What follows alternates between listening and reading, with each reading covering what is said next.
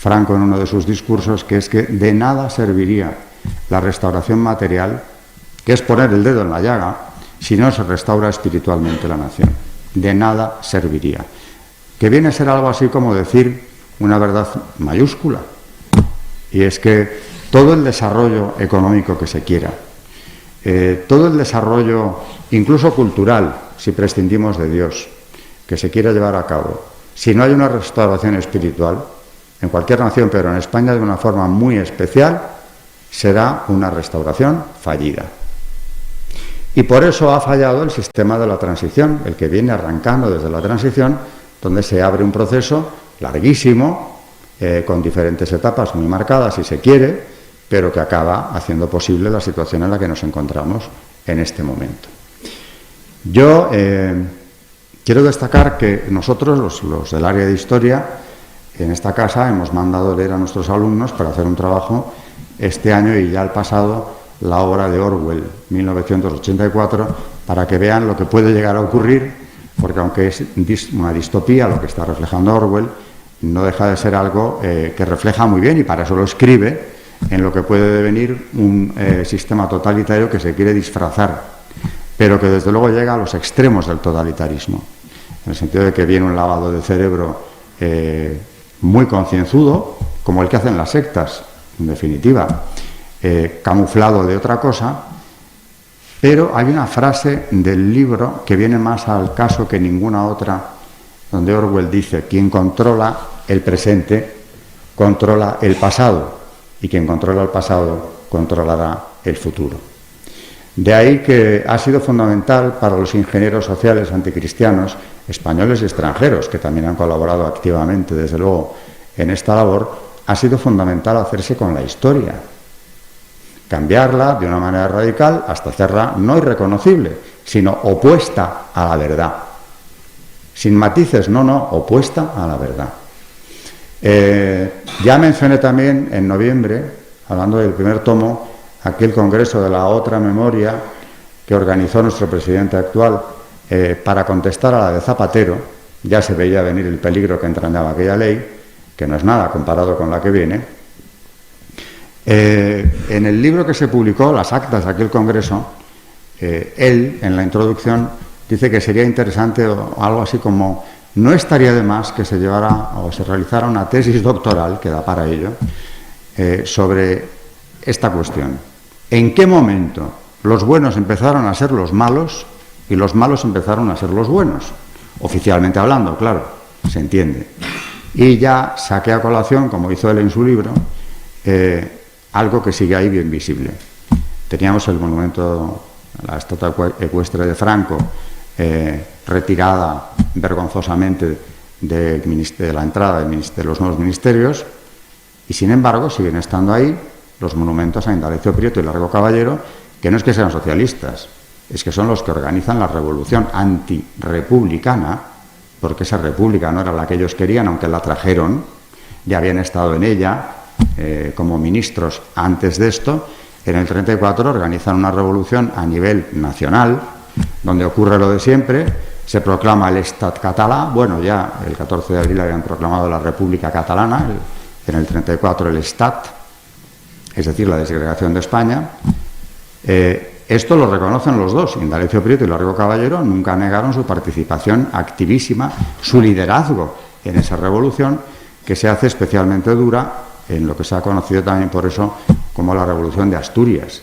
La Revolución de Asturias es donde aquello ya llega a niveles de guerra civil local o localizada en una provincia, pero una guerra civil que ya presagia lo que va a ocurrir en el 36, 2 años más tarde. Hacen imposible la convivencia, porque lo que había, y subrayo mucho en este segundo tomo, era una falta total de identidad en cuanto al proyecto no compartido de los miembros del Pacto de San Sebastián. Unión de perros y huesos perros y gatos por un mismo hueso. Es decir, se trataba de echar al rey, y una vez que se fuera, pues cada uno tenía su proyecto a llevar a cabo. Unos querían un tipo de república, otros querían la otra. En muchas cosas están de acuerdo. La inmensa mayoría es anticatólica. De hecho, hay 2 católicos en el gobierno, se les llamaba así, los católicos. Estoy hablando del primer gobierno, del provisional, ¿no? Maura y Alcalá Zamora, que tranquilizaron a las clases medias conservadoras con su presencia, con lo cual, la verdad, hicieron un flaco servicio a la sociedad española y a la convivencia, porque no era esa imagen que ellos transmitían lo que estaba fraguándose en el Pacto de San Sebastián. Y sin embargo, Indalecio Prieto y Largo Caballero, autores, protagonistas, confesos de la Revolución del 34, donde ya, por supuesto, no es que se quemen iglesias, es que se matan curas abiertamente, como siempre que tienen ocasión las mismas fuerzas antiespañolas, los dos siguen teniendo su monumento en la Castellana y nadie ha cuestionado, salvo alguna pequeña intervención, que deberían ser retiradas las estatuas de estos señores. Se retiró la de Franco, que es el que arregló lo de Asturias, por cierto. Ese sí era el que sobraba, el que salvó a la República en el 34, lo cual es para desarrollar, porque verdaderamente el alzamiento nacional, también hay que dejarlo claro, no es un alzamiento contra el régimen republicano. El propio Alfonso XIII, después ya en el exilio, recién llegado allí, dice que si la República funcionara, como es debido, claro, y fuera un Estado de Derecho, pues sería mejor colaborar con ella por el bien de España. Eso lo dice el rey. A Franco le cuesta aceptar eso y se nota en lo que tarda en retirar la bandera rojigualda de la Academia de Zaragoza, hasta que le tienen que llamar la atención y amenazarle, porque sí, mucha república y el rey se ha ido y lo ha aceptado, aparentemente, ¿no? Pero la bandera rojigualda sigue aquí. Y al final, en el 34, haciendo incluso caso al rey, porque me decía un amigo que de Franco había que destacar 2 o 3 aspectos. Es muy básico lo que él defiende. Es ante todo católico. Ante todo católico. Es decir, si hay que defender una república, será siempre y cuando sea un Estado de Derecho donde los católicos al menos puedan expresarse sin ninguna traba y practicar su religión también sin ninguna traba. En segundo lugar, es un patriota español, por debajo de católico. Claro que es algo que va de la mano. ¿Cómo no ser católico siendo un patriota español auténtico? Y no cabe la contradicción, porque resulta que los que son anticatólicos rarísima vez vitorean a España o les gusta nuestra bandera. Es curiosísimo, o no tanto según se mire o se analice. Y en tercer lugar, por supuesto, católico, patriota y desde luego militar, en el sentido de que tiene un sentido de la jerarquía, de la autoridad y de la obediencia, naturalmente producto de su educación castrense. Monárquico, desde luego, lo tiene probado a lo largo de toda su trayectoria. Estamos hablando de un gentilhombre de Alfonso XIII que apadrinó su boda. Es decir, que lo de que la monarquía sea la salida natural del régimen no es algo que se le ocurra a última hora ni en los años 40. Tiene clarísimo que España es un reino. Desde que estalla la guerra, no, antes. El alzamiento nacional se produce porque es inevitable y, como él mismo dice también, no contra la República, es un alzamiento contra el Frente Popular, que lo que está haciendo es el juego a la Unión Soviética, porque se fraguó en la Unión Soviética, se diseñó allí, y allí nos dieron jefe, porque de Moscú vino investido in pectore por la Comintern Largo Caballero, el Lenin español, como jefe de ese Frente Popular. Y contra eso es contra lo que se levanta el ejército. Y detrás del ejército, media España, porque claro, de esa no se quiere hablar, de la que no era militar, pero sigue al ejército, tercios de Requetés, los propios falangistas y monárquicos que se levantan también con el ejército detrás de él, porque quieren salvar a España. Esto no es una bicalvarada, no es un golpe decimonónico del ejército que quiera tomar el poder. Es media España, o más, levantándose contra ese sistema dictatorial que nos lleva a convertirnos en un país satélite de la Unión Soviética con todas las consecuencias que eso trae.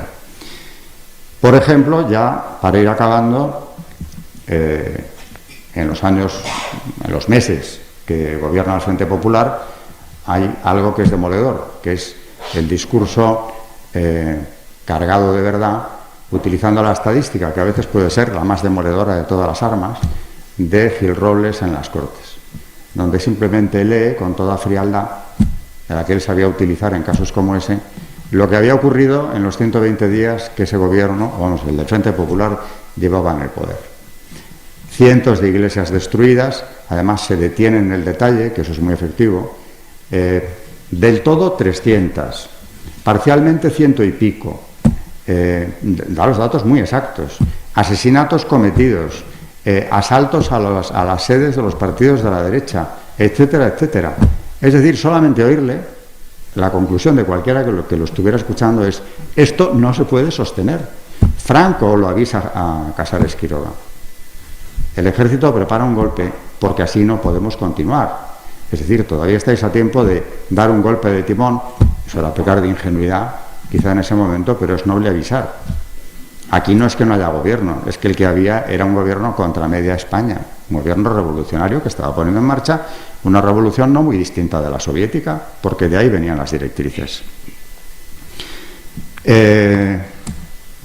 Después de esa restauración ha sido, desde luego, la profanación de la tumba de Franco una de las grandes vergüenzas nacionales que España ha presenciado a lo largo de toda su historia, y no por aquello de que sea parte de la historia, como han dicho algunos. Sí, hombre, caramba, nos van a descubrir que Franco era parte de la historia. Hacía falta que nos contase alguien que Franco era parte de la historia y por lo tanto teníamos que asumirlo como se asume cualquier otra cosa, cualquier otro periodo. No, no es que fuera parte de la historia. Ese es el que vino a restaurar precisamente la España católica, la unidad católica, y con ello trajo, como era de esperar, la prosperidad, la paz y la reconciliación que no se habían conseguido en España nunca, nunca.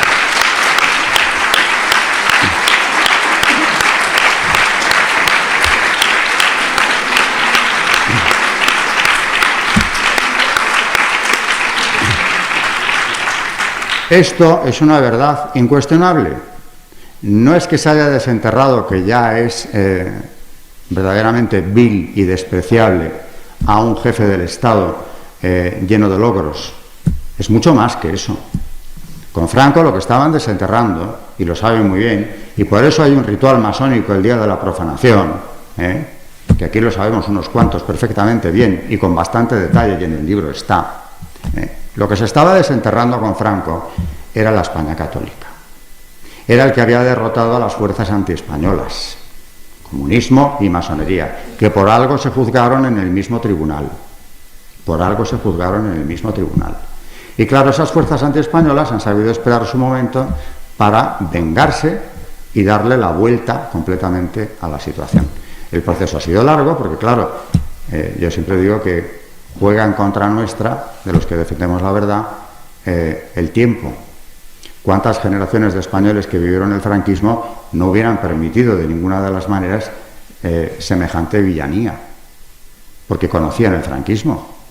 Es decir, a mí no me pueden contar eso, como nos pasó en un plato de televisión con tu tío Francis, por cierto, uno del equipo contrario, porque aquello era un circo, realmente, cuyo jefe era Nasagasti, para que nos hagamos una idea, pero llevaban siempre como fuerza de choque a Antón Losada, que es muy agresivo y bueno, empezó a disparatar, comparando a la España de Franco con Biafra, por ejemplo, ¿no? Y en aquella discusión en la que yo dije, no, es que todo eso es mentira, y además ya no es que yo lo haya estudiado, mire, yo no es que sea muchísimo mayor, pero unos años más que usted sí que tengo, y lo he vivido. Entonces, a mí no me va usted a contar lo que era la España de Franco, porque yo estaba allí, y claro, mucha de la gente que estaba viendo el programa, era un directo, no estaba, o no tenía edad suficiente para recordar lo que era la España de Franco. Nos van a contar que la España próspera que hemos conocido es obra de ¿quién? ¿De los hombres de la transición? Hombre, me da la risa floja, porque es que no hubiera podido haber transición siquiera si no fuera por lo que él mismo dijo, que ha salido aquí a relucir. El legado que dejo, le dice al general norteamericano, es el de una clase media que no había existido en España jamás en esa cantidad, y sin eso era imposible llevar a cabo ninguna reforma política. La reforma política, además, eso de ley a ley, efectivamente. ¿Quién votó la ley de reforma política? Las Cortes de Franco.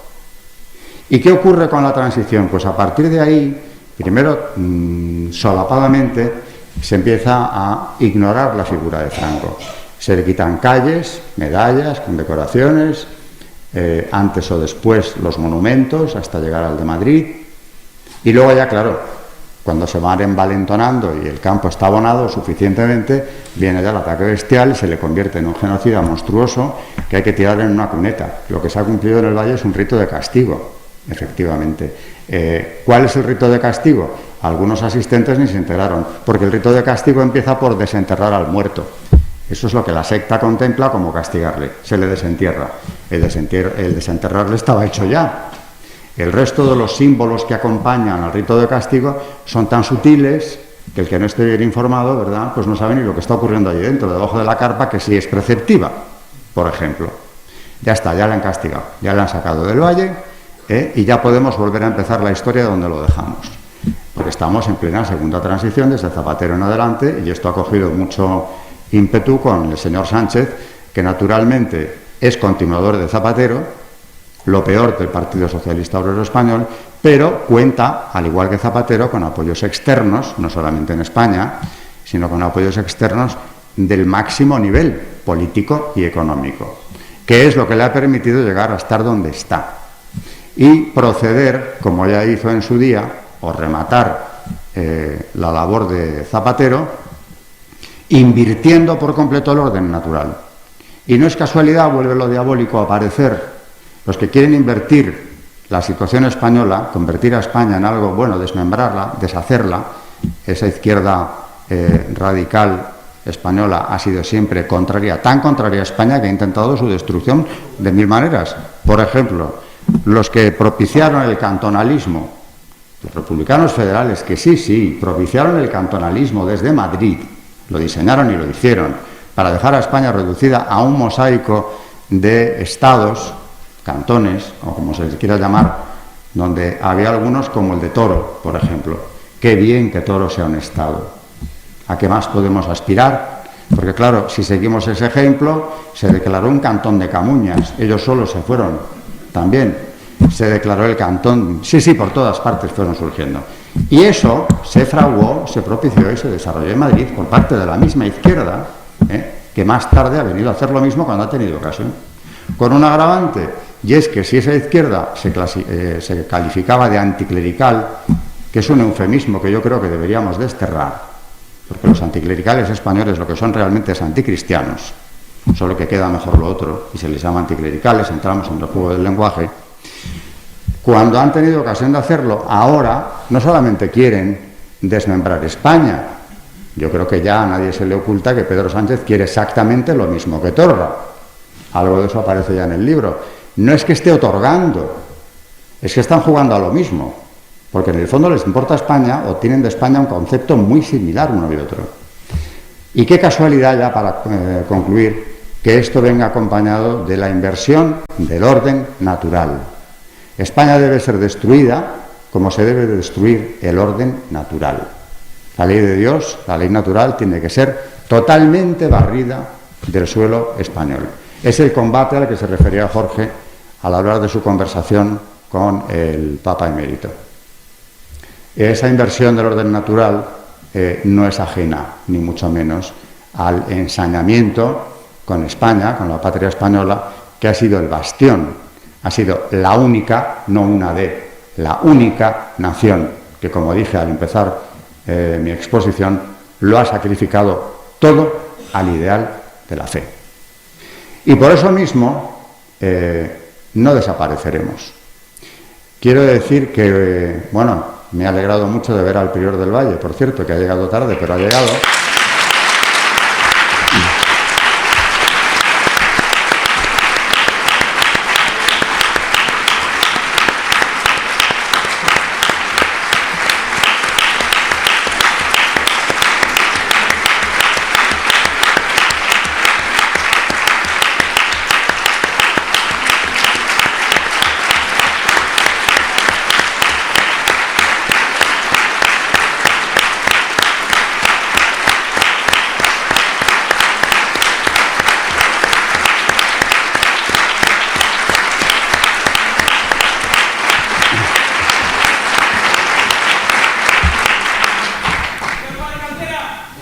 ¡Viva! Y con el padre Cantera voy a terminar, pero el padre Cantera significa bastantes cosas. Desde luego hoy en este acto muchas, aparte de todas las que significa sin este acto también, claro. En primer lugar, empezando por lo más grande, ha significado una llamada de atención a todos los españoles, porque venía presagiando lo que iba a ocurrir finalmente desde hace años. Lo sabía con toda lucidez.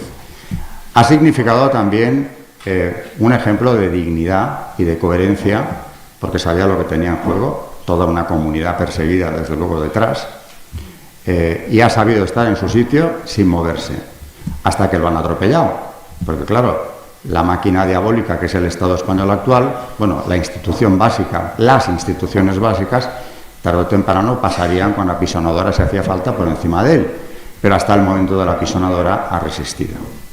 Y eso es un ejemplo prácticamente único. Eso por un lado, esa coherencia sabe él muy bien, mejor que nosotros, que tendrá una recompensa inmensa. A nosotros no nos cabe ninguna duda de que así será. No en este mundo probablemente, pero en el que más importa sí, en la eternidad lo tendrá.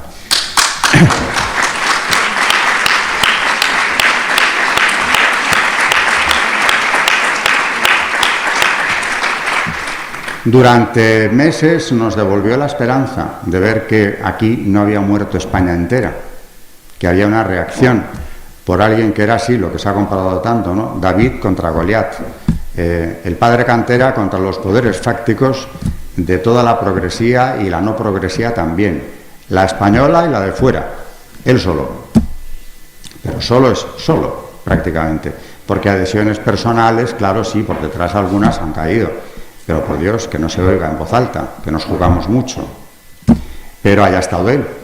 Y luego ya en lo personal, pues este libro le debe muchísimo, como todo lo que he escrito prácticamente a partir de mi tesis doctoral, que como dice el presidente, presidió mi tribunal, por cierto, que hoy, si no me equivoco, se cumplen los 7 años de la defensa de esa tesis. Precisamente, también en esta casa, ahí enfrente. Yo continué un trabajo iniciado por él, la redención de penas en el Valle de los Caídos, y lo terminé y de ahí salió el libro, resumen de dicha tesis. He mantenido con esa comunidad una relación muy estrecha durante muchos años. Ya tuve con él una amistad, aunque breve, porque fue un año en lo que coincidimos en el CEU, pero lo suficientemente sólida como para que luego pudiera venir toda esa colaboración. Y puedo decir honradamente que sin el padre Cantera ni hubiera habido tesis sobre el Valle de los Caídos, no sé siquiera si hubiera habido otra tesis doctoral, mía digo.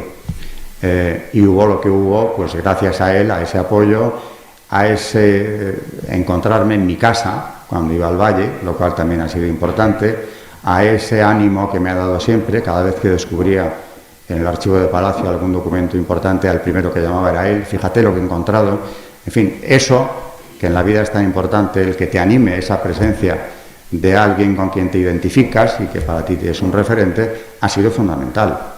Y aprovecho para decirlo en público también hoy.